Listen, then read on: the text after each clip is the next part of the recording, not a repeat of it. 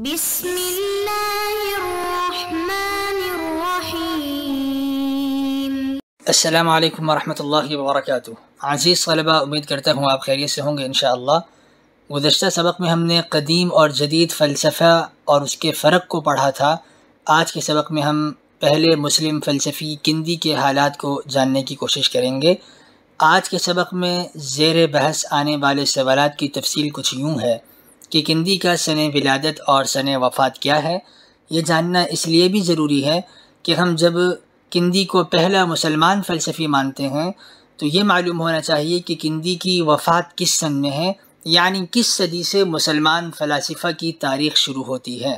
Number 2، کندی کا مذہب کیا ہے، کہ کندی مسلمان فلسفی ہیں اور پہلے مسلمان فلسفی ہیں، تو اسلامی فلسفے کے مؤسس ہونے کی حیثیت سے آپ پیدائشی مسلمان تھے یا کسی اور مذہب سے اسلام کی طرف آپ منتقل ہوئے اور آپ نے اسلام کو قبول کیا ہے۔ نمبر 3، کندی کی تعلیم و تربیت، یعنی کس ماحول میں آپ نے نشو و نما پائی کہ اس ماحول نے آپ کو پہلا مسلم فلسفی ہونے کا اعزاز بخشا ہے۔ آخر میں ہم کندی کے مخالفین کا بھی جائزہ لیں گے کہ کندی کے مخالفین کی مخالفت آیا وہ کسی حق کی وجہ سے تھی یا ذاتی رنجش اور عناد اور بغض کی وجہ سے تھی۔ نیز کندی کی علمی خدمات کی بھی ہم اجمالی فہرست دیکھنے کی کوشش کریں گے۔ عزیز طلبہ، کوئی بھی چیز ہو، چاہے وہ کوئی عمارت ہو، باغیچہ ہو، بنیاد سے پروان چڑھنے تک اس پر کثیر وقت صرف ہوتا ہے۔ نظریات بھی صدیاں بیت جاتی ہیں، وہ آہستہ آہستہ پکتے ہیں۔ جنم لینے سے مقبولیت عامہ اور شہرت پانے تک ان میں کثیر وقت درکار ہوتا ہے۔ مسلمان فلاسفہ میں پہلے فلسفی کندی ہیں، جنہوں نے اس یونانی فلسفے کو نیا جلا بخشا ہے اور اس میں ایک نئی روح پھونکی ہے جو حوادثات زمانہ کی نظر ہو گیا تھا۔ کندی سے پہلے کا علمی دور، اس کا بھی ہم ایک مختصر سا جائزہ لینا چاہیں گے کہ جب یونانی فلسفہ وہ اسلامی دنیا میں اور مغربی دنیا میں گیا تو دونوں طرح کی دنیا میں اس سے الگ برتاؤ کیا گیا۔ تو کندی پہلے مسلمان فلسفی ہیں، تو آپ سے پہلے مسلم دنیا میں ہی کیا ماحول تھا، یعنی خلافت عباسیہ کے دور میں ہی کیا کام ہو رہے تھے کہ ہم نے کندی کو پہلا مسلمان فلسفی مانا ہے۔ حکماء اسلام میں علامہ عبدالسلام ندوی صاحب لکھتے ہیں کہ مسلمانوں سے پہلے نستوری اور یعقوبی عیسائیوں نے سریانی زبان میں یونانی علوم و فنون کی کتابوں کے ترجمے کیے تھے، لیکن آیا یہ ترجمے قابل اعتماد بھی تھے یا نہیں؟ اسلامی عہد میں اور قوموں کے مترجمین سے عیسائی مترجمین کی تعداد زیادہ رہی۔ یہ مترجمین اسلامی عہد کے ہیں اور عیسائی مترجمین ہیں، ان کی تعداد مسلمان مترجمین سے زیادہ ہے، لیکن ان عیسائیوں نے سریانی زبان میں یونانی کتابوں کے جو ترجمے کیے تھے ان میں کچھ نہ کچھ خامیاں اور کمیاں باقی رہی ہیں۔ نمبر 1، عیسائی مترجمین کے ترجمے محض ترجمے ہی تھے، ان میں جدید نظریات نہیں ہیں، نہ ہی کوئی نئی اختراعات پیش کی گئی ہیں، نہ نئے خیالات سے دنیا کو متعارف کرایا گیا ہے۔ نمبر 2، عیسائی مترجمین کے تراجم، ان میں عرق ریزی اور دقت نظری نہیں پائی جاتی، بلکہ بہت سے مترجمین نے تو ان میں تغیر اور تحریف بھی کر دی ہے، ان تراجم کے معنی کچھ سے کچھ بنا دیے ہیں۔ چنانچہ جمال الدین قفطی لکھتے ہیں کہ جن لوگوں نے ارسطو کے کلام کو یونانی زبان سے رومی، سریانی، فارسی اور عربی میں نقل کیا، انہوں نے بہت کچھ تغیرات و تحریفات کیے ہیں۔ کشف الظنون میں ملا کاتب چلپی نے لکھا کہ جن کتابوں کے ترجمے کیے گئے ان کے اصلی معنی قائم نہیں رہے، وہ معنی کچھ سے کچھ بن گئے، نہایت کثرت سے تحریفات واقع ہوئی ہیں، لہذا ہم عیسائی مترجمین کے تراجم پر اعتماد نہیں کر سکتے۔ اس کی ایک وجہ یہ بھی ہے کہ عیسائی مترجمین کے مطمع نظر اور مقصد زر طلبی کے سوا کچھ نہ تھا۔ یہ حضرات ترجمہ اس لیے کرتے تھے کہ بادشاہوں کے ہاں انہیں مقبولیت حاصل ہو، اس لیے یہ حضرات دبیز کاغذ پر جلی حروف میں ترجمہ کرتے اور اس کتاب کو تلوا کر اس کے وزن کے برابر سونا یا درہم اپنا انعام وصول کرتے تھے۔ صاحب کشف الظنون نے لکھا کہ یونان کی بہترین کتابیں وہ تو یونانی شہروں میں ہی رہ گئیں۔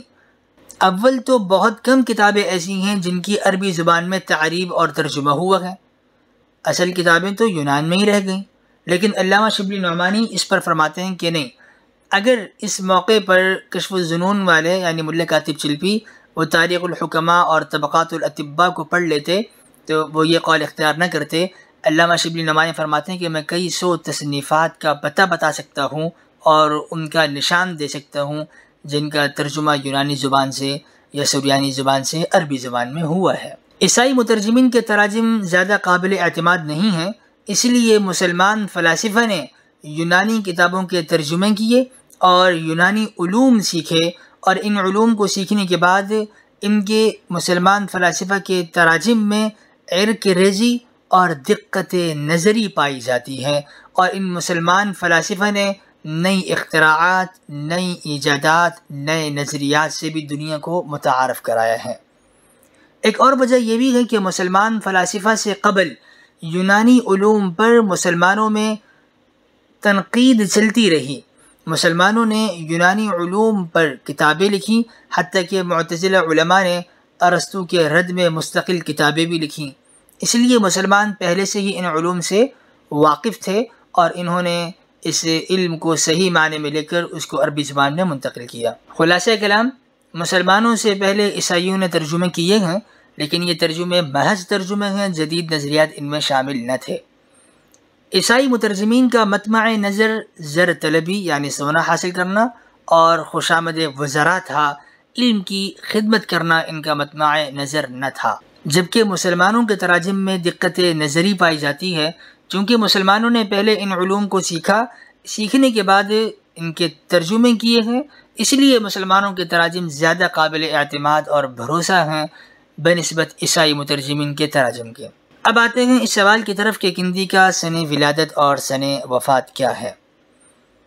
حکماء اسلام میں علامہ عبدالسلام ندوی صاحب لکھتے ہیں کہ کندی کوفہ کے شہر میں پیدا ہوئے اور کندی کے والد ابو اسحاق بن صباح خلیفہ مہدی اور ہارون رشید کے زمانے میں کوفہ کے امیر تھے، لیکن کس سن میں پیدا ہوئے اس پر ہمارے تذکرہ نویس خاموش ہیں۔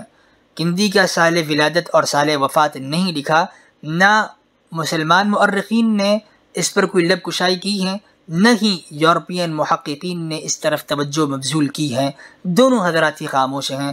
بعض حضرات کا کہنا یہ کہ کندی 258 ہجری میں، جبکہ بعض نے 260 ہجری کا قول اختیار کیا کہ یہ آپ کی تاریخ وفات ہے، لیکن اس پر کوئی سند یا کوئی دلیل معلوم نہیں۔ ایک اندازہ لگایا جاتا ہے وہ یہ کہ مامون کے زمانے میں کندی موجود تھے اور متوکل کی وفات کے زمانے تک آپ زندہ رہے، تو مامون کے تخت نشین ہونے سے پہلے آپ کی ولادت ہوگی، جبکہ مامون 198 ہجری میں تخت نشین ہوا اور متوکل کی وفات کے بعد آپ کی وفات ہوئی ہوگی، اور متوکل کی وفات 247 ہجری میں ہوتی ہے۔ ایک اور اندازہ لگایا جاتا ہے کہ 257 ہجری میں ایک پیشن گوئی جو کندی نے کی تھی وہ پوری ہوئی، تو پتہ چلا کہ آپ 257 ہجری میں بھی زندہ تھے، اور اس قول کو اگر تسلیم کر لیا جائے تو پھر 260 ہجری کا قول جو بعض علماء کے ہاں راجح ہیں، یہی قول زیادہ درست معلوم ہوتا ہے۔ مسلم فلسفے میں علامہ لکھتے ہیں کہ کندی کا تعلق عرب کے مشہور قبیلے کندہ سے تھا، لیکن آپ کی تاریخ پیدائش کے متعلق مؤرخین نے کچھ نہیں کہا، اور مؤرخین اس بابت خاموش ہیں، ان کے درمیان اختلاف رائے پایا جاتا ہے، لیکن اکثر کا خیال یہ ہے کہ آپ 801 عیسوی میں پیدا ہوئے۔ فلسفہ اور علم الکلام میں حافظ طاہر اسلام صاحب نے کندی کی ہجری اور عیسوی تاریخ کو جمع کیا اور فرمایا کہ 185 ہجری یعنی 801 عیسوی یعنی 9ویں صدی عیسوی کے آغاز میں آپ کی پیدائش ہے، اور 260 ہجری یعنی 873 عیسوی میں آپ نے وفات پائی۔ کندی کا مذہب کیا تھا؟ حکماء اسلام میں علامہ لکھتے ہیں کہ تاریخ الحکماء میں لکھا ہے کہ بعض اقوال کے مطابق وہ ابتدا میں یہودی تھا، پھر اسلام لایا، جبکہ بعض اقوال کے مطابق وہ شروع میں عیسائی تھا اور بعد میں مسلمان ہوا۔ عروضی سمرقندی نے ان کے متعلق ایک حکایت لکھی کہ یعقوب کندی یہودی تھا اور مامون کی بارگاہ میں اسے مقام حاصل تھا، ایک روز یہ مامون کے دربار میں آیا اور اسلام کے ایک امام یعنی مسلمان عالم سے ایک زینہ ایک درجہ اوپر بیٹھ گیا، جس پر مامون نے کہا کہ تم تو ذمی ہو اور ذمی ہو کر مسلمان عالم سے اوپر کیوں بیٹھ گئے؟ کندی نے کہا جو کچھ تم جانتے ہو میں جانتا ہوں، لیکن جو میں جانتا ہوں وہ تم نہیں جانتے۔ اس پر کندی کا امتحان لیا گیا اور ایک کاغذ کے ٹکڑے پر کچھ لکھ کر مامون کی قالین کے نیچے وہ کاغذ رکھ دیا گیا اور کندی سے کہا گیا بتاؤ اس کاغذ پر کیا لکھا ہے۔ کندی نے بتا دیا اور کندی کے جواب پر مامون بھی حیران ہوا، وہ مسلمان عالم بھی ورطہ حیرت میں پڑ گئے، اور یہ واقعہ بغداد سے عراق تک مشہور ہوا۔ اس کی شہرت کے چرچے خراسان تک ہوئے۔ کندی کو خراسان کے لوگوں نے بھی پہچان لیا۔ یوں خراسان میں یعنی بلخ کے ایک متعصب فقیہ نے جس کا نام ابو معشر تھا، انہوں نے بغداد کا رخ کیا تاکہ وہ کندی سے علم نجوم کو حاصل کریں، نجومی کا علم حاصل کریں، اور علم نجوم پڑھنے کے بعد وہ کندی کو قتل کر دیں۔ جب وہ بغداد آئے تو کندی نے صاف کہہ دیے کہ تم تو میرے قتل کی غرض سے آئے ہو۔ علامہ لکھتے ہیں کہ یہ حکایت کسی افسانے سے زیادہ حیثیت نہیں رکھتی۔ یہ دونوں واقعات کسی بھی افسانے سے زیادہ ان کی کوئی وقعت اور کوئی اہمیت نہیں ہے۔ جبکہ عظیم مسلمان فلسفی میں ڈاکٹر میر ولی الدین صاحب لکھتے ہیں کہ کندی کا تعلق تو شاہان عرب کے خاندان سے تھا۔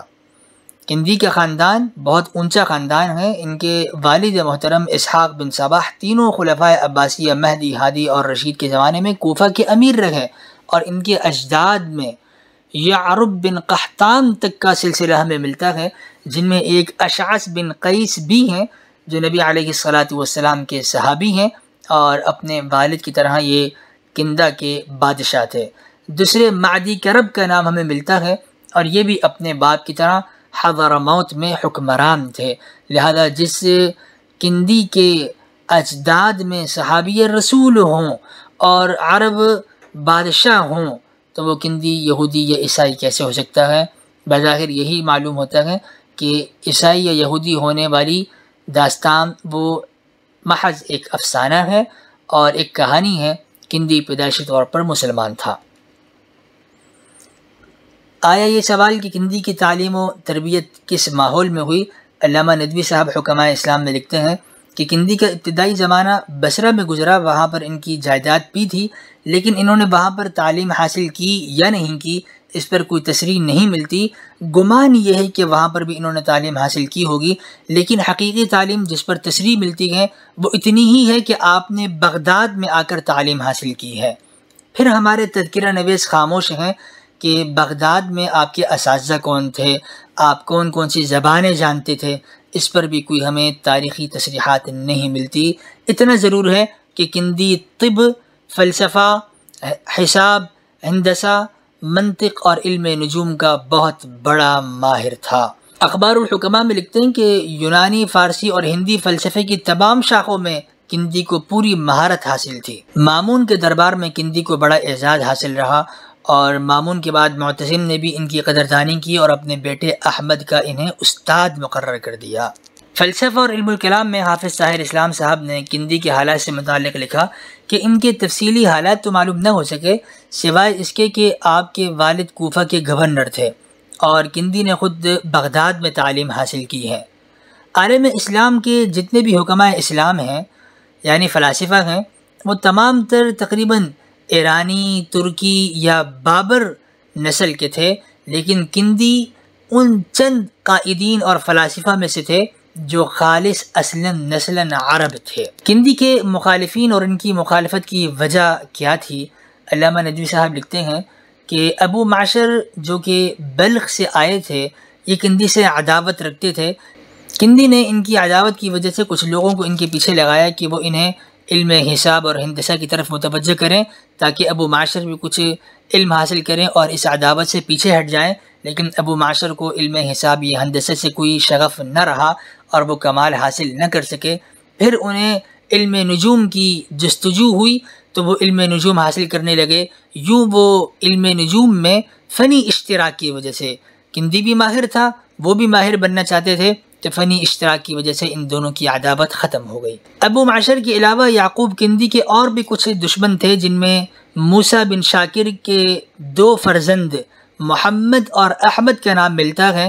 ان دونوں کی عادت یہ تھی کہ یہ اہل علم کے در پہ رہتے اور ان اہل علم کو طرح طرح کی اذیتیں پہنچاتے تھے۔ متوکل کے دربار میں ان دونوں بھائیوں کو مقبولیت اور قرب حاصل تھا۔ انہوں نے کندی کے خلاف بھی پروپیگنڈا کیا اور یوں کندی کی تمام تر کتابیں ضبط کر لی گئیں، اور جس کتب خانے میں ان کتابوں کو رکھا گیا اس کتب خانے کا نام کتب خانہ کندیہ رکھ دیا گیا، اور بعد میں یہ علمی سرمایہ دوبارہ کندی کو واپس مل گیا۔ ایک اور کندی کے مخالف کا تذکرہ ہمیں تاریخ میں ملتا ہے۔ وہ کندی کے پڑوسی بھی تھے اور ایک تاجر بھی تھے۔ جب ان کے بیٹے بیمار ہوئے تو اس تاجر نے مشہور ڈاکٹر سے علاج کروایا، لیکن افاقہ نہ ہوا۔ پھر کسی نے کہا کہ اس مرض میں تو کندی مشہور ڈاکٹر ہیں، آپ ان سے علاج کرائیے۔ لہذا کندی آئے اور کندی نے اپنے چند مشہور شاگردوں کو بلایا، جنہوں نے ایک خاص طرز سے عود بجانا شروع کی، یعنی موسیقی بجانا شروع کی، اور اس لڑکے کی نبض کندی نے دیکھی تو اس میں اپنے علم کے مطابق موسیقی بجاتے ہوئے کندی نے کچھ ایسا کیا جس سے اس کی نبض میں حرکت پیدا ہوئی اور وہ بچہ بیٹھ گیا، اور باپ نے بچے سے کچھ سوالات جوابات کیے۔ کندی نے کہا کہ جو یہ کہتا ہے وہ لکھتے جاؤ۔ جیسے ہی وہ لکھنے سے فارغ ہوئے تو کندی کے شاگردوں نے عود بجانا بند کر دیا اور وہ بچہ دوبارہ سکرات کی حالت میں چلا گیا اور مر گیا۔ تاجر نے کہا کہ آپ دوبارہ عود بجائیے، لیکن کندی نے کہا کہ نہیں، اس کی اتنی ہی زندگی باقی رہ گئی تھی، اب اس میں اضافہ نہیں ہو سکتا۔ عظیم مسلمان فلسفی میں لکھا ہے کہ کندی کے بعد معاصرین نے حسد یا کسی اور وجہ سے کندی کی بعض کتابوں پر نکتہ چینی بھی کی ہے، جن میں قاضی ابو القاسم ساعد بن القرطبی، جنہیں ساعد الاندلسی بھی کہا جاتا ہے، جنہوں نے کندی کی منطقی کتابوں پر نکتہ چینی کی ہے۔ لیکن کندی پر جتنے حملے کیے گئے وہ صرف قرطبی تک ہی محدود ہیں۔ قرطبی کے بعد آگے جو علماء آئے ہیں وہ کندی کے علمی خدمات کے معترف رہے ہیں۔ کندی کی علمی خدمات کیا ہیں، ان کا ایک ہم سرسری سا جائزہ لیں گے۔ ان کی تصنیفات تقریباً 260 سے متجاوز ہیں۔ مختلف علوم پر آپ نے کتابیں لکھی، ہندسہ پر 32، طب اور فلسفے پر 22، منطق پر 9 اور طبیعیات پر 12 کتابیں آپ نے لکھی ہیں۔ کچھ مخطوطات ہیں، کچھ مطبوعات ہیں، لیکن اب ان میں سے کوئی کتاب بھی موجود نہیں ہے۔ فلسفے پر آپ کی کتابیں ہیں الفلسفة الأولى فيما دون الطبيعيات والتوحيد، کتاب الحث على تعلم الفلسفہ۔ منطق پر آپ نے رسالہ لکھا المدخل المنطقی باستيفاء القول فيه۔ فلکیات پر بھی آپ نے ڈھیروں کتابیں لکھیں۔ آپ نے ریاضی پر مختلف کتابیں تصنیف فرمائی ہیں، جبکہ مختلف تصنیفات بھی آپ نے کی، جن میں رسالة في انواع الحجارہ، رسالة في انواع السيوف والحدید، رسالة في انواع الجواہر الثمینۃ وغیرہ، اور دیگر بھی گراں قدر آپ کی تصنیفات ہمیں ملتی ہیں۔ خلاصہ درس، کندی کی ولادت وفات میں حتمی رائے قائم کرنا مشکل ہے، اندازے سے ضمنی فیصلہ کیا جا سکتا ہے۔ کندی پہلے مسلمان عرب فلسفی ہیں جنہیں فیلسوف العرب کا لقب ملتا ہے، اور کندی کی تصنیفات تقریباً 260 سے متجاوز ہیں۔ آئندہ دروس کے مندرجات، کندی نے کس فلسفے کو معیار بنایا اور کندی کے فلسفی نظریات کیا ہیں، نیز کیا کندی معتزلی فکر سے متاثر تھے۔ آئندہ دروس میں انشاءاللہ ہم ان سوالات کے جوابات جاننے کی کوشش کریں گے۔ والسلام علیکم ورحمۃ اللہ وبرکاتہ۔